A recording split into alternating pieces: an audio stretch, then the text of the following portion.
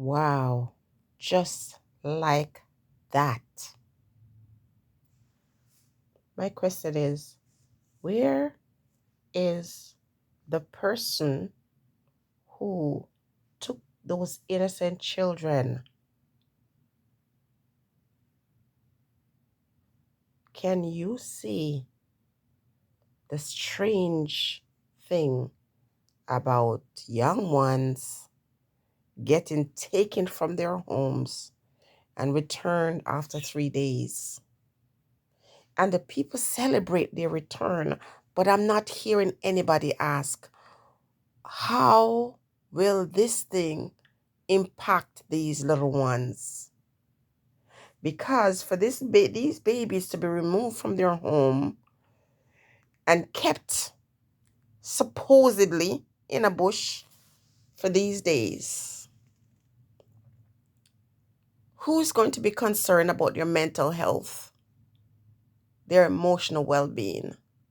People celebrate, yay, they are back, because people don't care or think about your emotional or psychological well-being.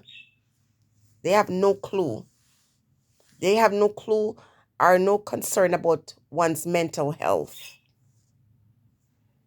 Now, this man was shown in front of a camera. See, I'm not sure who's writing this script for these people, these producers, but they're not doing a good job. Maybe they should hire me to write a better script, because now that you show who this person is, like, this Hollywood movie where this person takes these young ones, and now you know who it is. In a small country like Jamaica, where you cannot hide, everybody knows everybody. And they show his face. Because the aim of that is to say, when we got these CCTV cameras, we are able to solve crimes quickly. That is good. That is not a bad thing. But how did the CCTV camera serve you when that person is still at large, and yet an innocent man lost his life? Pause. Then, remember, prior to this, the women were coming forward, and the women were talking about being exploited and abused by men in Jamaica. There was a movement, towards a Me Too movement going on, and the women were coming out and joining forces with Tanya Stevens. Tanya is not the face of abuse towards women and girls in Jamaica, but she spoke up, and there was a momentum. And people were coming on board. But guess what? Some of these ones that are coming out to say Me Too, people who did these things to them are powerful people in the society. And they're like saying, we can't have this. We can't have no Me Too movement in Jamaica. Too many of us are going to have to go to prison. So they shifted that, and they went down to the other end of the island. And straight out of Nollywood, this perfectly concocted script came with this monster. And when they went in and found him, all the main scenes in a Hollywood movie, blood sacrifice and nakedness and young ones, and oh my goodness, not even Hollywood could write such a perfect script. Pause. And at the same time, all of a sudden, the information regarding the innocent ones in St. Thomas. The innocent ones in St. Thomas now, suddenly that took a back burner. And suddenly, the drive to find this monster, because I tell you, them and their, I don't know how to frame it. Their outrage is so fake. It will not last 9 days anymore. When it comes to justice for against their own kind, they're up in arms.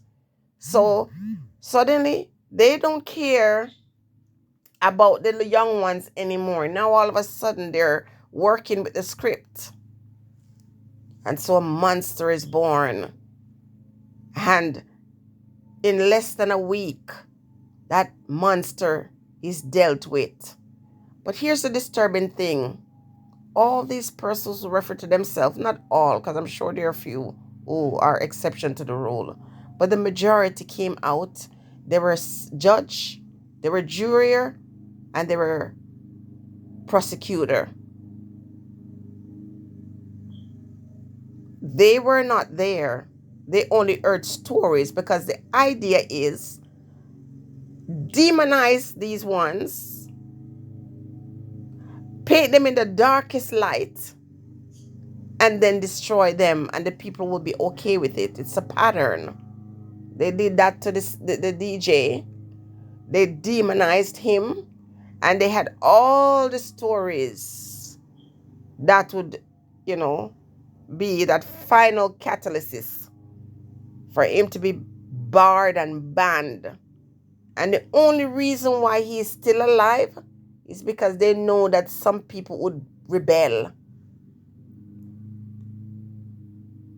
Now, when they presented this man as the demon, what words to use, like cult? These things will stroke you emotionally. It will affect you psychologically. And right away, you make yourself a monster. And so when you create a monster, no one will care what you do with the monster. But I'm saying to you that everyone is innocent until proven guilty. And everyone should have due process within a justice system that is fair.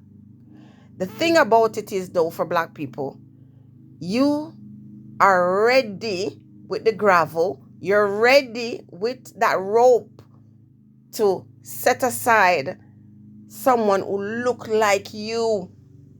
If that man in Montego Bay was from another race, there's no way you would have such swift justice, and you definitely would not hear the people of Jamaica endorse and celebrate his demise without knowing the whole truth and nothing but the truth.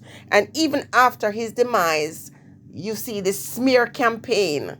You see individuals coming out now to further justify his demise. Why? Because he's Black and he looks like us. So right away, we should justify his destruction.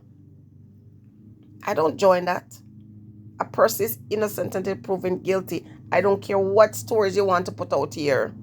Due process, as far as I'm concerned. Where's the man that took the children? Where's the man? Where is he? Where is he? Or did that really happen?